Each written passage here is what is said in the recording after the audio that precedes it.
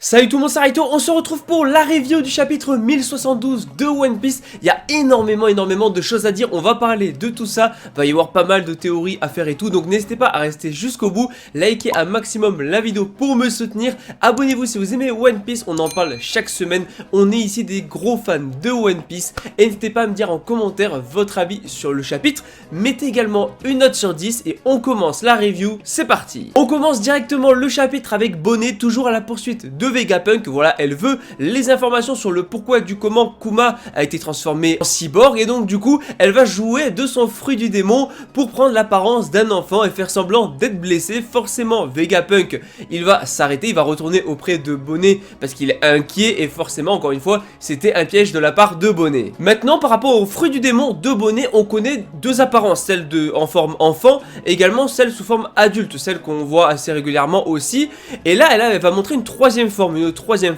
où justement ça va être une sorte d'avenir déformé. Donc voilà, on a plus d'infos sur son fruit du démon qui lui permet de rajeunir mais de vieillir, mais également de prendre a priori l'apparence d'une sorte de futur alternatif. Donc en gros elle peut aussi bien prendre l'apparence de elle adulte mince comme elle adulte plutôt enveloppée. Elle peut modifier un petit peu son corps à sa guise sur sa temporalité. Mais c'est pas tout, parce qu'avec son bâton, elle va frapper Vegapunk, et là c'est hyper intéressant parce que quand elle va le frapper, non seulement Vegapunk va rajeunir, donc on va voir un petit peu la tête de Vegapunk quand il était plus jeune, mais on va également voir qu'elle va transformer sous forme de joyaux ses années de vie. Donc voilà, toutes les années de Vegapunk vont être transformées sous forme de joyaux, et c'est vrai que ça peut rappeler un petit peu la technique de Big Mom qui justement prenait l'espérance de vie des gens. Et restez bien jusqu'au bout parce qu'on va faire une petite théorie un petit peu Bonnet, Big Mom, tu connais, voilà, on en parle après. Bon, en tout cas, voilà, Vegapunk, ça y est, il peut plus se défendre, c'est un gamin, donc du coup, il a été capturé par Bonnet, et Bonnet, elle est là, elle veut des informations, elle veut savoir le pourquoi, du comment est-ce que son père a été transformé en cyborg, sachant que le transformer revient clairement à le tuer, et donc du coup, elle veut savoir la raison, et Vegapunk va lui dire qu'il ne peut pas, justement, lui dire, il ne peut pas, parce que si jamais il lui dit, elle va souffrir, et c'est carrément Kuma qui lui a demandé à Vegapunk de ne jamais révéler la vérité à Bonnet. D'ailleurs, en parlant de Kuma, on le voit en train d'escalader Redline, et franchement juste excellent. Voilà, donc Kuma qui escalade Redline en même temps qu'on a donc la conversation entre Vegapunk et Bonnet justement sur Kuma, sauf que le problème c'est qu'on a la marine qui va le bombarder, qui va l'attaquer. Donc Kuma ne va rien pouvoir faire, il va essayer de se défendre mais il ne va rien faire face à la marine parce que du coup il va se faire bombarder de tous les côtés. Et alors pour le moment on ne sait pas s'il va s'en sortir ou pas, mais honnêtement là où il est tout seul, il est très mal barré. En tout cas, comme le dit Vegapunk, voilà, Kuma il a fait ça de son plein gré, il était tout à fait conscient de ce qu'il faisait, c'est même lui qui a voulu être transformé. En tout cas, c'est lui qui a pris la décision de renoncer à son humanité. Forcément Bonnet elle ne le croit pas, elle est en mode pourquoi tu l'as tué, arrête de mentir, elle veut savoir la vérité. Sauf que là on a un gros problème parce que d'un côté Bonnet veut apprendre la vérité sur Kuma, mais d'un autre côté Vegapunk a promis à Kuma de ne jamais lui révéler la vérité. Donc là forcément elle ne peut pas le croire et en même temps lui ne peut pas lui dire la vérité. Donc il y a un moment, il va falloir résoudre tout ça. Et ça va être fait parce que finalement, elle va tomber sur les souvenirs de Kuma. Sachant que du coup, transformer Kuma et limite le tuer en le transformant en cyborg, ça a été tout aussi douloureux pour Vegapunk au final. Enfin, c'est intéressant parce que finalement, je pense qu'on aura très bientôt la vérité sur Kuma. Et pas que nous, mais Bonnet aussi. Parce que du coup, Bonnet va tomber sur une salle avec du coup une patte d'ours dessus dessinée. Donc voilà, on sait clairement que c'est lié à Kuma. Hein. Voilà, une patte d'ours, tu penses forcément à Kuma. Et donc, elle va donc faire vieillir la serrure. Donc comme quoi, son pouvoir de rajeunir et de vieillir, on a l'impression qu'elle peut l'utiliser également sur les objets. Donc son pouvoir finalement est quand même vachement plus puissant que ce qu'on peut penser. C'est pas juste changer d'apparence entre enfant et adulte, mais il y a plein de variétés qu'elle peut faire avec son pouvoir. Bref, elle va tomber sur une sorte de masse d'énergie en forme de patte d'ours. Il s'agit bien évidemment du coup d'une patte d'ours créée par Kuma, d'une masse créée par Kuma. Donc on a Vegapunk qui lui dit de ne surtout pas toucher cette masse parce qu'il s'agit de la douleur de Kuma, mais c'est pas du tout le cas parce que Bonnet elle connaît bien le pouvoir de son père, de Kuma, et elle sait très bien qu'il s'agit des souvenirs de Kuma. Donc maintenant, il y a de fortes chances que Bonnet donc touche cette masse d'énergie, qu'elle apprenne la vérité, et je sens bien la case justement où non seulement on va avoir les infos, flashbacks, etc. sur pourquoi Kuma a été transformé, donc quel est son objectif, etc. Mais on va également avoir le droit à une magnifique case avec Bonnet en train de pleurer, même la main comme ça sur le visage en train de pleurer, je la sens venir à des kilomètres. Encore une fois, je pense que Bonnet, quand elle aura appris la vérité, donc non seulement elle va pleurer, mais elle va également donc du coup arrêter de s'en prendre à Vegapunk parce que finalement elle va comprendre qu'effectivement Kuma l'a fait de son plein gré, qu'il a voulu devenir un cyborg, qu'il y a eu une raison derrière.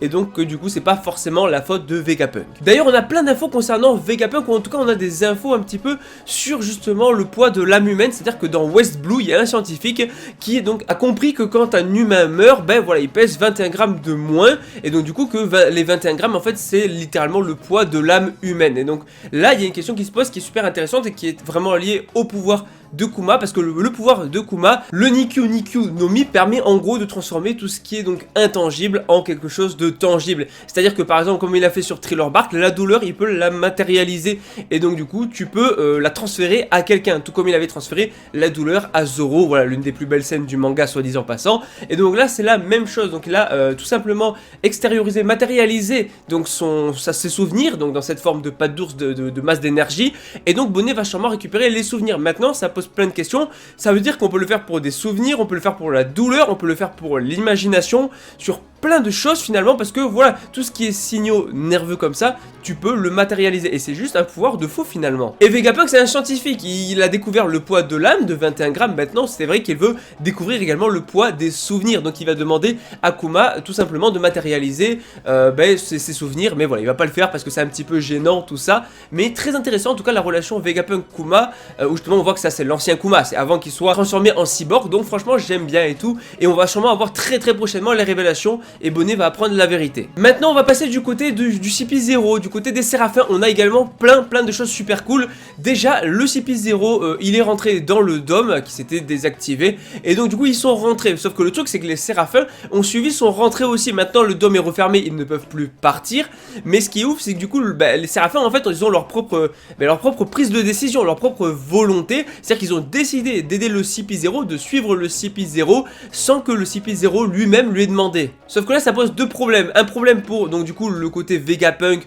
Usopp, Nami, l'équipage de Luffy et tout, parce que du coup ils ont les Séraphins contre eux, mais d'un autre côté ça pose un problème pour le CP0, parce que forcément il y a Vegapunk, et Vegapunk je rappelle que dans la hiérarchie de contrôle des Séraphins il est au-dessus du CP0, donc si Vegapunk récupère le contrôle des Séraphins, on peut dire que le CP0 sera très mal barré. En tout cas Lilith et Edison vont s'occuper de tout ça, et donc du coup on a Sanji qui va donc aller voilà, sauver entre guillemets, en tout cas aider Brook et Zoro qui sont restés au bateau. Bon alors Brook franchement il va pas faire grand chose dans cet arc là, il va juste surveiller le bateau pendant qu'on a Zoro qui lui va affronter Kaku. Donc Kaku qui a également sa forme Zoan éveillée, tout comme Rob Lucci, ce qui est juste logique. Donc on a déjà une forme de girafe un peu en mode dragon, voilà, un petit peu en mode dragon à la Kaido ou Momonosuke, mais version girafe. Et franchement entre la forme éveillée de Lucci qui est vraiment très stylée et celle-là de Kaku qui est stylée aussi, même si je préfère celle de Lucci, ça donne des choses plutôt pas mal. Bon le truc c'est que encore une fois, même s'il a sa forme éveillée, Zoro, bon il en a combattu un paquet de bêtes à Wano, il en a marre, et donc du coup il va littéralement mettre Kaku forme éveillée à terre. C'est le second d'Yonko, et pour moi en fait Zoro est même au-dessus de tous les membres du CP0, même de Rob Lucci hein. Bon en tout cas voilà, il va se faire littéralement mettre à terre donc par Zoro, mais en plus de ça on a les Séraphins qui vont détruire le labo avant que Vegapunk sorte, comme ça voilà, il n'y a pas de risque que Vegapunk récupère le contrôle.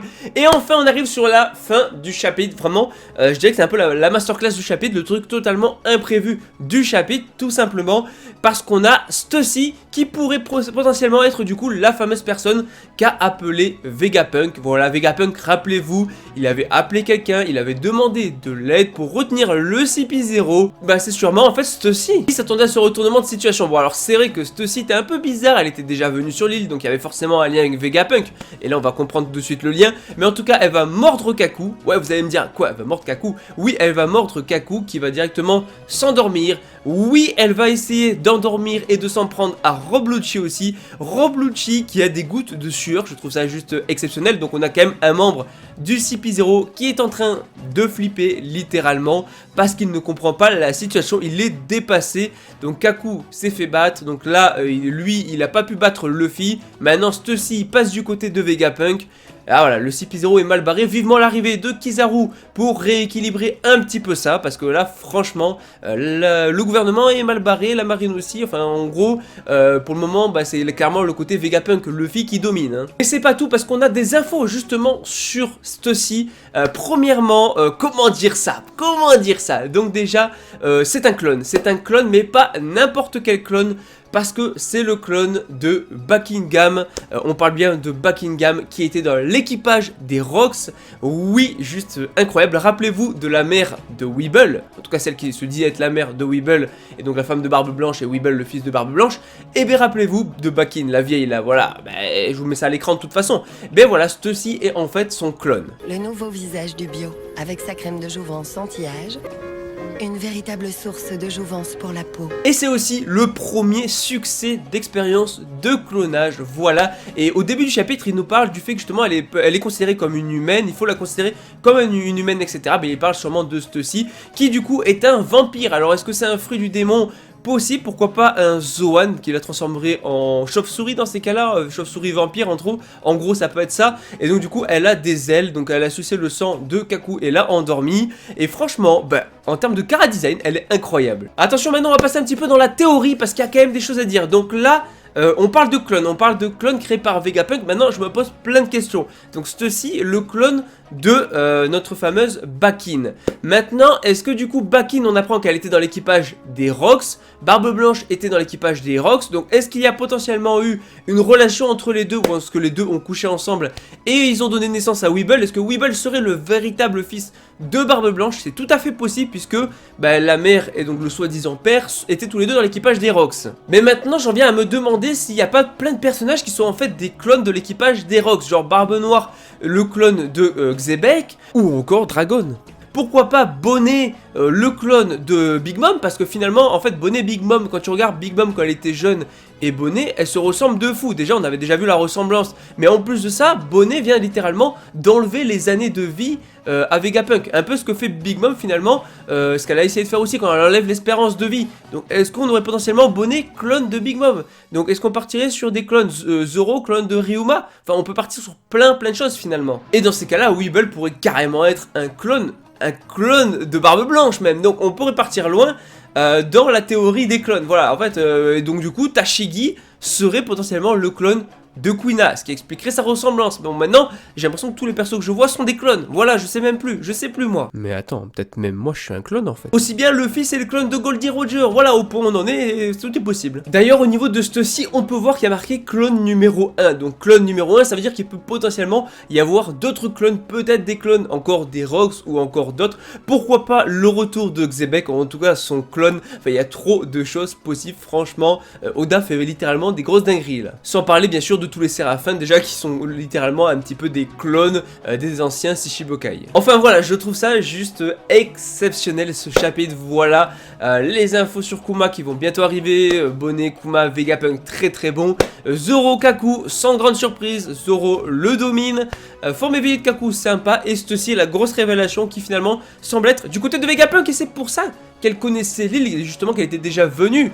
Parce que, voilà, depuis le début, c'était teasé qu'elle était en lien avec Vegapunk, donc potentiellement un traître du côté du gouvernement, et donc du coup, du côté, finalement, de Vegapunk. Donc voilà, franchement, j'ai juste adoré, n'hésitez pas à liker, à partager, à vous abonner, à me dire en commentaire votre avis sur le chapitre, mettez une note sur 10, je vous dis à la prochaine pour le prochain chapitre. Voilà, activez les notifications et tout un maximum, parce que là, One Piece, voilà, on fait plein de vidéos, on en fait au moins 2 ou 3 par semaine. One Piece, c'est juste incroyable et tout. J'essaie d'améliorer un petit peu toujours le montage et tout, donc n'hésitez pas à me donner votre avis. Je vous dis à la prochaine. Allez, ciao tout le monde.